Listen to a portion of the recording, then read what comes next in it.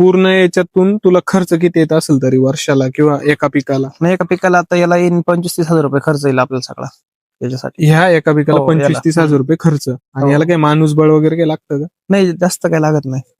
म्हणजे एक सॉफ्टली 2-1 माणसं असले तर होऊन 2-1 जातं. माणसांमध्ये होऊन जातं काय. फवारणीला वगैरे माणसं असतात का? तूच करतो? नाही, आम्हीच करतो सगळं ते. सगळं घरीच हो, करतो? घरीच करतोय. तू अजून एक तुझं शेड नेट त्यात केळीचा पण बाग आहे वाटतं ना? केळीचं पण केलेलं आहे. मित्रांनो, केळीचा पण बाग आपण बघणार आहे. तर आज तुम्ही हे ब्रोकोलीचं वगैरे बघितलं. अक्षय भाऊनी फार एक छान म्हणजे मार्गदर्शन पण केलंय की कसं करायचं वगैरे. याची रोपं वगैरे इथं उपलब्ध हो, होतात? होता.